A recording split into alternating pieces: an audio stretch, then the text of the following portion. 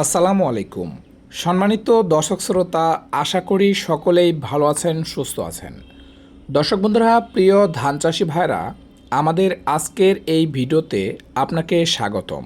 সম্মানিত দর্শক শ্রোতা, প্রিয় ধান চাষি ভাইরা, আমাদের আজকের এই ভিডিওতে বিস্তারিতভাবে আলোচনা করব উচ্চ ফলনশীল হাইব্রিড আমন ধানের একটি জাত এরাইস ধানিগোল এর বিস্তারিত সম্পর্কে।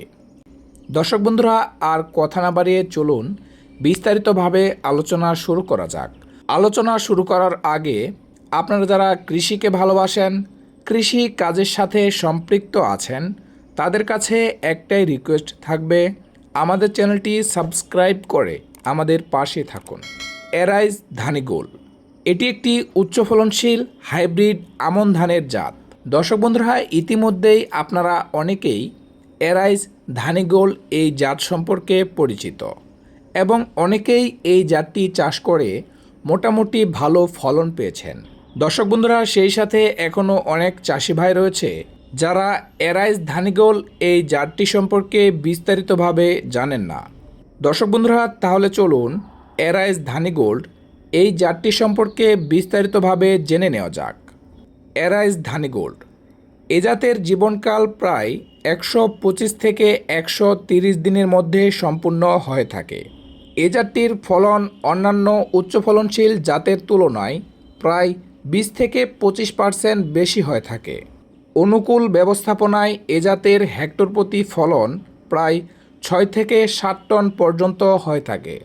এ জাতের ধানের দানা মাঝারি চিকন, সাদা এবং চাল ঝরঝরে এবং বাজারে এটি খুবই গ্রহণযোগ্য। এ জাতটি বিএলবি এবং ব্লাস্ট রোগ সহনশীল একটি জাত। এরাইস ধানিগোল এ জাতটির একটি গুরুত্বপূর্ণ সুবিধা হলো এ জাতের ধান সহজেই ঝরে পড়ে না, ফলে কাটার সময় ক্ষতি কম হয়। দর্শক বন্ধুরা, প্রিয় ধান চাষি ভাইরা, এরাইস ধানিগোল চাষের সময় এ জাতের ধানের চারার বয়স 12 থেকে 15 দিনের চারা রোপণ করলে এ জাতের অধিক ফলন পেতে সহায়ক ভূমিকা রাখে। বাংলাদেশের মৌসুমে পাট ও আউশ ধান কাটার পর বন্যার পানি নিচে নেমে যাওয়ার পর এ ধানটি চাষ করা হয়ে থাকে। এক্ষেত্রে ফসল বিন্যাস সুবিধাজনক। এরাইস ধানিগোলের আরেকটি গুরুত্বপূর্ণ সুবিধা হলো এ জাতের জীবনকাল খুবই অল্প হওয়ার কারণে এ জাতটি কাটার পর আগাম রবি ফসল লাগানোর সুযোগ থাকে। দর্শক বন্ধুরা, প্রিয় ধান চাষি ভাইরা, আশা করি এরাইস ধানিগোল এর জীবনকাল, এর হেক্টর প্রতি ফলন এবং এ জাতের অন্যান্য কয়েকটি সুবিধা সম্পর্কে বিস্তারিতভাবে জানতে পারলেন। দর্শক বন্ধুরা, আপনারা চাইলে সহজেই অনায়াসে বাংলাদেশের যে কোনো প্রান্তে আপনাদের ফসলি জমিতে এই ধানের জাতটি চাষ করতে পারেন।